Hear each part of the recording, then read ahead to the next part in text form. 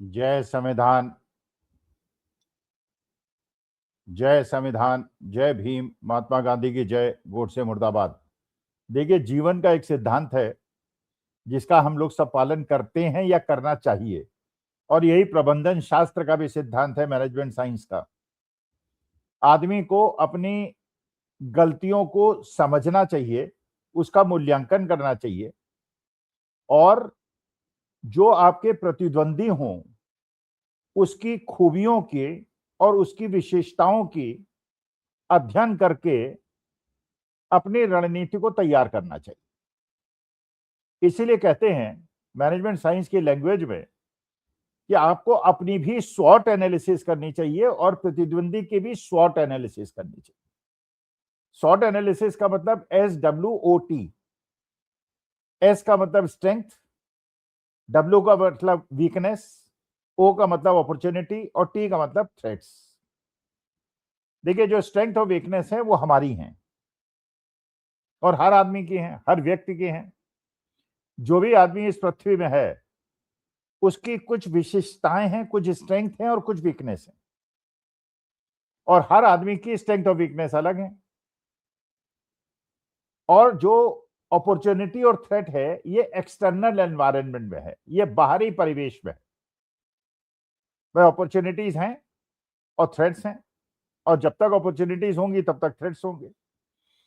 आदमी की जो सफलता होती है वो इस बात पर निर्भर करती है कि वो उस क्षेत्र में जाए या वो रणनीति अपनाए जिसमें उसकी स्ट्रेंथ उसको फायदा पहुंचा सकें और उसको फायदा हो।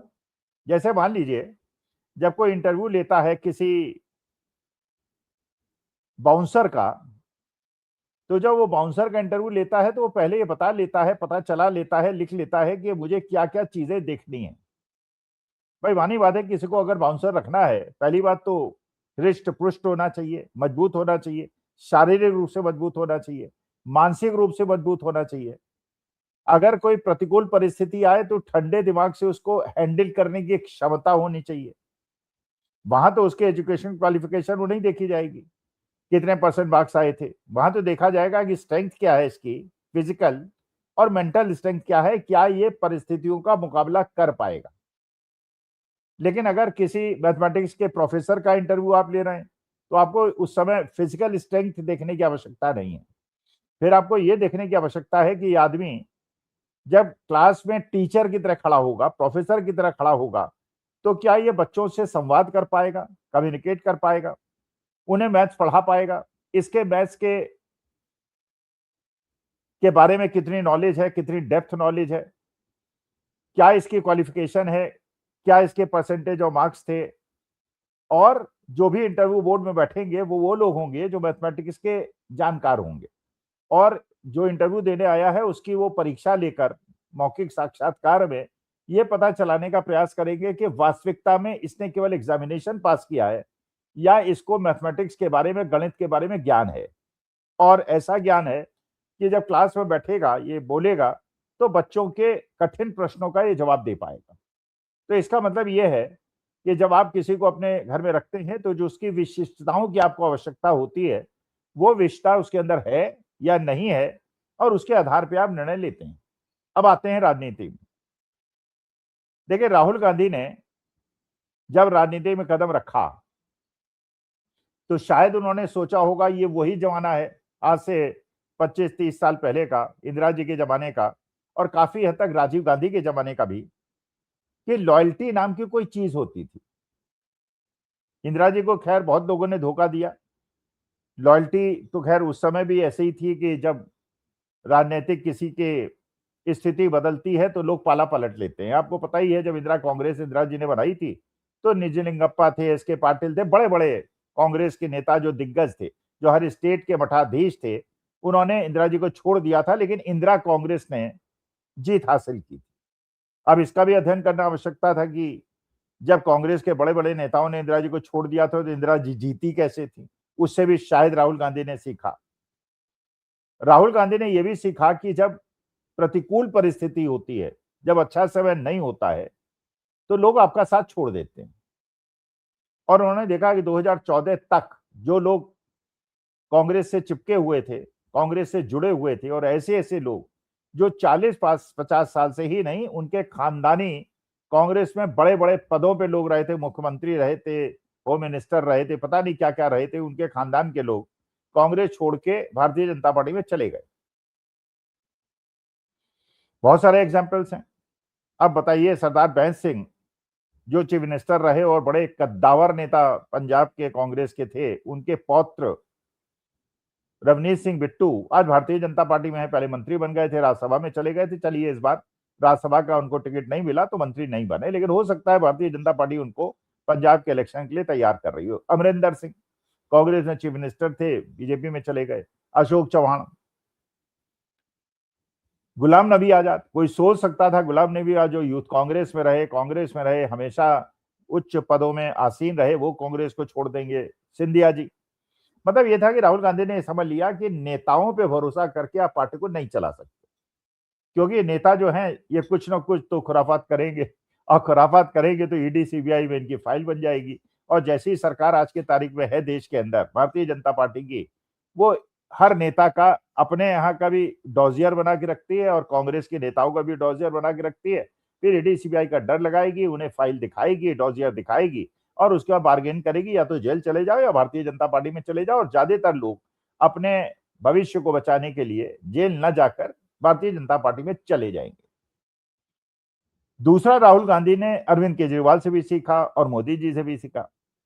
उन्होंने कहा, यह बात अरविंद केजरीवाल को भी पता है, ये जो तथ्य अब राहुल गांधी ने महसूस किया, और मोदी जी को भी पता है। मोदी जी की भी स्टाइल ऑफ फंक्शनिंग आप देखिए, जब भी वो किसी चीज के उद्घाटन में जाते हैं या जब भी कोई प्रस्तुतिकरण उनका होता है, उनके आसपास कोई मंत्री दिखाई नहीं पड़ता, कोई बड़ा नेता दिखाई नहीं पड़ता, अकेले मोदी जी दिखाई पड़ते हैं। और मोदी जी अपनी इमेज को बचाने के लिए किसी को भी सेक्रीफाइस कर सकते हैं, लेकिन उनकी इमेज इज वेरी इंपॉर्टेंट। तो मोदी जी ने जो स्ट्रेटेजी अपनाई वो ये अपनाई कि मेरी इमेज पे कोई धब्बा ना लगे, और भारतीय जनता पार्टी ने भी उसमें पूरा साथ दिया, अमित शाह साहब ने पूरा साथ दिया, और उसमें पूंजीपतियों ने भी साथ दिया, फंडिंग हुई, गोदी मीडिया ने भी साथ दिया। मोदी जी की ऐसी इमेज बना दी गई कि अगर शिक्षा प्रणाली में कोई गलती है तो धर्मेंद्र प्रधान की गलती है, अगर टेररिस्ट अटैक हो जाते हैं तो गृह मंत्री की गलती है, रेलवे एक्सीडेंट हो जाता है तो रेल मंत्री की गलती है, अगर इथेनॉल का मसला उठता है तो पेट्रोलियम मिनिस्टर की गलती है या नितिन गडकरी साहब की गलती है। लेकिन कहीं भी किसी ने भी प्रयास नहीं किया और करने भी नहीं दिया कि गोदी मीडिया में दिखाया, मंत्री पे तो कंसंट्रेट किया, लेकिन प्रधानमंत्री को बचा ले गए। जबकि वास्तविकता ये, because he the head of the family, और वास्तविकता में होता यही है कि अगर आपके मातहत काम ठीक नहीं हो रहा है तो हेड ऑफ द फैमिली को आरोपित किया जाता है। लेकिन मोदी जी ने उससे अपने को अछूत रखा, तो उन्होंने अपनी इमेज को इंटैक्ट रखा, और जनता के दिमाग में चाहे गडकरी साहब की इमेज खराब हो जाए, अमित शाह साहब की इमेज खराब हो जाए, राजनाथ सिंह की इमेज खराब हो जाए, लेकिन मोदी जी की इमेज खराब ना, ये उन्होंने किया। यही अरविंद केजरीवाल ने किया। अरविंद केजरीवाल ने जब राजनीति में कदम रखा तो उन्होंने बड़े बड़े नेताओं को सेक्रीफाइस किया, योगेंद्र यादव को, प्रशांत भूषण को, किरण बेदी को। मतलब उन्होंने कभी अपने ऊपर आंच नहीं, मतलब एक उन्होंने कहा कि अरविंद केजरीवाल कट्टर ईमानदार। एक आईआरएस अधिकारी देखिए, एक शर्ट बाहर निकाल के रबड़ की चप्पल पहन के निकलता है, यही ममता बनर्जी ने भी किया। उन्होंने भी वही इमेज बनाई, एक सफेद साड़ी, एक रबड़ की चप्पल, एक साधारण आदमी, एक आम आदमी। वो बात दूसरी कि अरविंद केजरीवाल ने बाद में गड़बड़ी कर दी, जिसका फल उनको भुगतना पड़ा, और विधानसभा का चुनाव वो भारतीय जनता पार्टी अपने मेंटोर से हार गए कि उन्होंने एक बड़ी सी कोठी बनवा ली, जिसे भारतीय जनता पार्टी वालों ने शीश महल कहा। तो जो उनकी इमेज थी गरीब जनता के अंदर दिल्ली की, वो इमेज ये बन गई कि एक खुद तो आम आदमी का नाटक करता है और शीश महल बना के रहता है। कितनी सच्चाई थी वो अलग मुद्दा है, लेकिन उसी वजह से वो इलेक्शन हार गए। लेकिन मोदी जी ने भी इमेज पे कंसंट्रेट किया, अरविंद केजरीवाल ने भी इमेज पे कंसंट्रेट किया, और ममता बनर्जी ने भी इमेज पे कंसंट्रेट, और किसी को बढ़ने नहीं दिया, आगे नहीं बढ़ने दिया, और किसी को सेक्रीफाइस करना हो, लेकिन अपनी ये कांग्रेस ने नहीं किया था अभी तक। बल्कि ये बात 2022-23 तक ये किसी ने नहीं किया था। राहुल गांधी को लगा कि भाई ये जिन लोगों को मैं डेवलप करता हूं, जिनको क्षेत्रीय छत्रप बनाता हूं, ये क्षेत्रीय छत्रप जैसे ही बुरा समय आता है, ये जिधर उन्हें हरी घास दिखती है उधर चले जाते हैं। तो राहुल गांधी ने अपनी रणनीति को बदला। उन्होंने कहा कि अब मुझे इन पार्टी नेताओं पे निर्भर न होकर अपनी इमेज को उसी प्रकार से चमकाना है जैसे मोदी जी ने चमकाया, अरविंद केजरीवाल ने चमकाया, ममता बनर्जी ने चमकाया, या स्टालिन ने चमकाया, या थलापति विजय ने चमकाया। भाई मानी बात है कि आज के तारीख में हिंदुस्तान के अंदर ज्यादातर जो नेता हैं वो अपनी इमेज के बेसिस पर जनता से सीधे संपर्क बनाते हैं।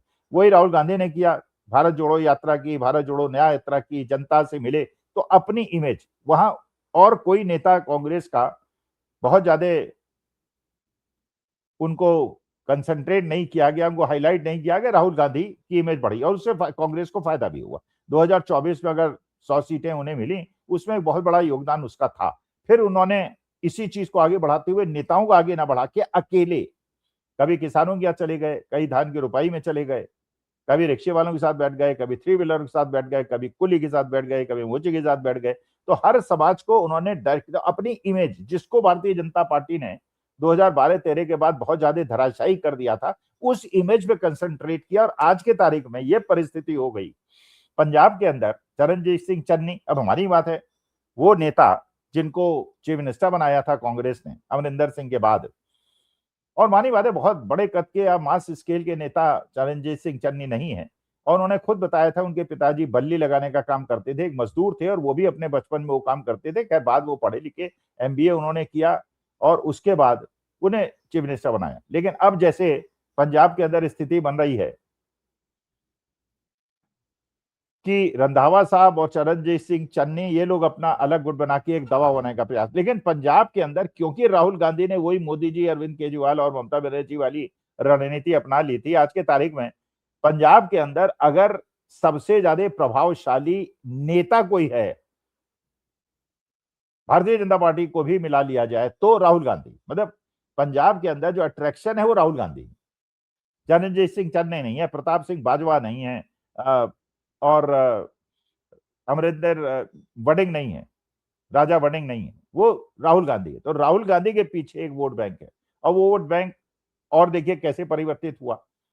अभी तक ये माना जा रहा था कि उत्तराखंड 10 साल से भारतीय जनता पार्टी की सरकार, और एक आज की तारीख में भारत में एक बहुत बड़ी पॉपुलेशन है जो 2014 में 10 साल की थी। अब 2014 में 10 साल की थी तो आज तो वो 22 साल की है, अब तो वोटर बन गई। ये बहुत बड़ी संख्या है। अच्छा, इस संख्या ने यूपीए की सरकार देखी नहीं थी, तो उनको ये बताना कि यूपीए में ऐसा होता था वैसा होता था, बिकॉज 10 साल के थे, उन्हें ज्यादा तक को नहीं पता। लेकिन उन्होंने 2014 से 2026 की भारतीय जनता पार्टी की सरकार को देखा है, उन्होंने अग्निवीर बनते हुए देखा है, उन्होंने पेपर लीक होते हुए देखा है, उन्होंने मंदिर में चोरी होते हुए देखा है। तो इसलिए उनका अट्रैक्शन, और एक राहुल गांधी ने अपनी इमेज बिल्ड की कि मैं यूथ के लिए, मैं बच्चों के लिए, युवाओं के लिए मैं चिंतित हूं, उनकी शिक्षा पॉलिसी, उनके एम्प्लॉयमेंट के लिए मैं चिंतित हूं। तो उन्होंने सीधा संपर्क जनता से, भारत जोड़ो यात्रा, भारत जोड़ो न्याय यात्रा और इस प्रकार की मीटिंग जो उन्होंने कोटा में की और देहरादून में की, उन्होंने सीधा संपर्क युवाओं से जोड़ा। अब नीचे के बीच बीच के जो नेता थे, जो मठाधीश का काम करते थे और जनता को और नेता को मिलाने का अपना फीस वसूलते थे, वो रास्ते से हट गए और राहुल गांधी अब सेंटर फिगर में आ गए। इसीलिए सभी सरकारी प्रतिरोधों के बावजूद कि पुष्कर सिंह धामी साहब ने अपनी एक संवाद कर लिया, वहां एक सिंगर को बुला लिया परेड ग्राउंड में, इसके बावजूद जनता, युवा जनता, बिल्कुल छोटे बच्चे बन्नू ग्रांट देहरादून के अंदर पहुंच गए। और जितना ज्यादा इससे भारतीय जनता पार्टी चौंकी, उससे ज्यादा कांग्रेस के नेता चौंक गए। आप जानते हैं उत्तराखंड के अंदर भी कांग्रेस में बड़े गुट हैं, हरीश रावत साहब का है, प्रीतम सिंह का है, गणेश गुडियाल साहब का है, होते ही है। जहां भी मानी बात है, सत्ता मिलती दिखती है तो गुट, हर आदमी अपने को प्लेस करता है कि वो चीफ मिनिस्टर बन जाए। लेकिन वहां भी आपने देखा कोई नेता प्रोजेक्ट नहीं हुआ, कोटा में भी कोई नेता प्रोजेक्ट नहीं हुआ, केवल राहुल गांधी प्रोजेक्ट हुए, उनकी पर्सनैलिटी प्रोजेक्ट हुई। तो सीधा संवाद युवाओं से राहुल गांधी का हो गया। अच्छा, इस बीच में अमित शाह साहब चुप कैसे बैठते, उन्होंने भी देखा कि भाई ये चंदा चोरी का मामला तो बहुत गंभीर होता जा रहा है, और चंदा चोरी के मामले में जो सबसे ज्यादा व्यथित वो वोट बैंक है अर्बन मिडिल क्लास, जो पेपर लीक से भी बहुत परेशान है और चंदा चोरी से भी बहुत परेशान है, और यही भारतीय जनता पार्टी का सबसे बड़ा वोट बैंक है। तो उन्होंने जंतर मंतर के अंदर आम आदमी पार्टी की मदद से कॉकरोच जनता पार्टी का सृजन करवाया और उनको बैठा दिया कि चंदा चोरी से मामला जो है इधर आ जाए, और राहुल गांधी से मामला जो है जंतर मंतर में। खैर उन्हें बहुत ज्यादा पब्लिक सपोर्ट नहीं मिला। फिर सोनम वांगचुक को अरेस्ट करके उन्होंने फिर सारा जो अटेंशन है वो जंतर मंतर की तरफ की, लेकिन उस बीच में अपोजिशन ने भी एक दांव खेल दिया, सबने जाके जंतर मंतर में सपोर्ट कर दिया। अब 20 तारीख को जब आप वीडियो देखेंगे उसके बाद आपको पता चलेगा कि जो मार्च हुआ वो कितना सफल हुआ या कितना सफल हुआ। लेकिन हाँ, इतना तो भारतीय जनता पार्टी को फायदा हो गया कि जो चंदा चोरी पे हिंदू जनमानस, लेकिन हिंदू जनमानस पे बात तो बैठ गई है कि चंदा चोरी तो हुई है और बड़े बड़े वीएचपी के नेता और आरएसएस के नेता उसमें फंसे हुए हैं। तो वो भारतीय जनता पार्टी का वोटर जो उत्साहित होकर भारतीय जनता पार्टी के लिए काम करता था, वोट देने जाता था, वो ये तो नहीं होगा कि अपोजिशन को वोट दे दे, लेकिन वो शांत होकर बैठ जाएगा, वो वोट देने नहीं जाएगा। और जो कांग्रेस का यूथ कॉन्टेक्ट हुआ है और जिससे मोदी जी छूट गए हैं just because of paper leak, और क्योंकि उन्होंने धर्मदान का अगर इस्तीफा ले लिया होता तो शायद उनकी इमेज बच जाती, तो मोदी जी की तुलना में राहुल गांधी यूथ आइकॉन बन गए और उन्हें फायदा हो गया। तो जो यूथ आइकॉन अभिजीत दीपिके को बनाने का प्रयास हो रहा था, और इसमें अरविंद केजरीवाल ने बड़ा सेफ गेम खेला। वो डायरेक्टली उन्होंने जनता इस टाइप का कोई आंदोलन बीजेपी के खिलाफ नहीं छेड़ा, जबकि दिल्ली के अंदर आप जान रहे हैं डेमोलिशन बहुत ज्यादा हो रहा है। उन्होंने कहा कि अभिजीत दीपिके को अपने पुराने शिष्य को आगे बढ़ा के अब पीछे से खेल खेलते हैं, आगे नहीं खेलते हैं, जैसे पहले उन्होंने अन्ना हजारे के समय में भी खेला था। अच्छा, इस बीच में जब चंद्रशेखर रामन जो कि इंडिया गठबंधन में नहीं है, फिर राकेश टिकैत आ गए, गुरनाम सिंह चढ़ूनी आ गए, अब तो फिल्म कलाकार भी आने शुरू हो गए, अब तो ऐसे लोग जिनसे अब अन्ना हजारे भी आ गए। अब इसका मतलब ये हो गया कि ये बनी बात है कि सोनम वांगचुक को अरेस्ट करके भारतीय जनता पार्टी ने गलती तो कर दी, तो अब जो भी सोनम वांगचुक के खिलाफ नहीं होगा माना जाएगा कि युवा हितों के और पेपर लीक के साथ है वो, और चंदा चोरी के भी समर्थन में है। तो एक प्रकार से राहुल गांधी ने जो अरविंद केजरीवाल, ममता बनर्जी और मोदी जी से सीखा कि अपने नेताओं की इमेज बना के उनको टीम बिल्ड करके राजनीति करने के बजाय अपनी राजनीति और अपनी पूरी स्ट्रेटेजी अपने पे कंसंट्रेट करो, अपनी इमेज पे कंसंट्रेट करो। और यही कारण है कि जनता सोनम वांगचुक के अरेस्ट होने के बावजूद लोग, जो बच्चे हैं वहां पर, जो युवा बच्चे हैं, वो सोनम वांगचुक के प्रति भी सहानुभूति रखते हैं और राहुल गांधी के प्रति भी सहानुभूति रखते हैं। ये नहीं हुआ है कि सहानुभूति आइदर और है, या तो ये राहुल गांधी के साथ है या वांगचुक, वो नहीं है। जो भी वांगचुक के समर्थन में वो राहुल के साथ है, जो राहुल के समर्थन में वांगचुक के साथ है। तो वांगचुक तो एक बन गए, लेकिन अभिजीत दीपिके नहीं बन पाए, अरविंद केजरीवाल नहीं बन पाए। और भारतीय जनता पार्टी जो चाहती थी कि अटेंशन डाइवर्ट हो जाए, वो अटेंशन डाइवर्ट नहीं हुई, जो इस बात से सिद्ध होता है कि देहरादून की मीटिंग जो है वो बहुत ज्यादा सक्सेसफुली, पानी होने के बावजूद, सकरी गलियों के बावजूद, छोटा ग्राउंड होने के बावजूद लबालब वो भरा रहा और बच्चों को इतना ज्यादा प्रोत्साहित। तो एक जो मोदी जी, अरविंद केजरीवाल और ममता बनर्जी की स्ट्रेटेजी थी या थलापति विजय की स्ट्रेटेजी थी, वो राहुल गांधी ने अपनाई कि ऐसा स्थिति बना दो कि कोई भी तुम्हारा बड़ा नेता तुम्हें ब्लैकमेल ना कर पाए, चला जाए तो भी कोई अंतर ना पड़े, और तुम्हारी खुद की कांटेक्ट जो है वो युवा बच्चों से भी हो, हर समाज के वर्ग से हो, कुलियों से भी हो, मोचियों से भी हो, सब्जी बेचने वालों से भी हो, धन रोपने वालों से भी हो, और डायरेक्टली उस इमेज के बेसिस पे तो भारतीय जनता पार्टी से लड़ो। जो मोदी जी की इमेज को इंटैक्ट रखने का भारतीय जनता पार्टी प्रयास करता है, वो कांग्रेस के बड़े बड़े नेताओं के न चाहते हुए भी राहुल गांधी ने उस स्ट्रेटेजी को अपना लिया। और मुझे लगता है इसमें टाइम तो लग सकता है, जैसे ममता बनर्जी वेस्ट बंगाल में रेलिवेंट हो गई, तेजस्वी यादव बिहार में रेलिवेंट हो गए, अगर अखिलेश यादव भी इस तथ्य को नहीं समझते हैं तो वो भी हो सकता है रेलिवेंट हो जाए। उससे कांग्रेस एक मजबूत स्तंभ की तरह भारतीय जनता पार्टी के खिलाफ हो जाएगी, सामने खड़ी हो जाएगी, क्षेत्रीय दल कमजोर हो जाएंगे। टाइम इसमें जरूर लगेगा, लेकिन उसका अल्टीमेट फायदा कांग्रेस को होगा और क्षेत्रीय दलों को उसका नुकसान होगा। अब क्षेत्रीय दल इससे कैसे निपटते हैं, भारतीय जनता पार्टी इससे कैसे निपटती है, क्योंकि साउथ का जो इलाका है, 4-5 स्टेट जो केरला के, आंध्र प्रदेश के, तेलंगाना के, कर्नाटका के, ये जो स्टेट्स हैं ये भारतीय जनता पार्टी के लिए अभेद किले की तरह हो रहे हैं। और कर्नाटका के अंदर जो बड़ा स्टेट है, वहां पे डीके शिवकुमार के चीफ मिनिस्टर बनने के बाद और रेवंत रेड्डी के तेलंगाना में चीफ मिनिस्टर बनने के बाद और तमिलनाडु में थलापति विजय के और सतीशन के केरला में चीफ मिनिस्टर बनने के बाद जो ये strong young leadership Rahul Gandhi ने क्रिएट की है और अपनी इमेज को भी डायरेक्टली वोटर से कनेक्ट किया है, उसमें चुनौतियां भारतीय जनता पार्टी के लिए बहुत बड़ी हैं। और आम आदमी पार्टी के लिए तो और भी बढ़िया। नमस्कार, धन्यवाद और प्रणाम।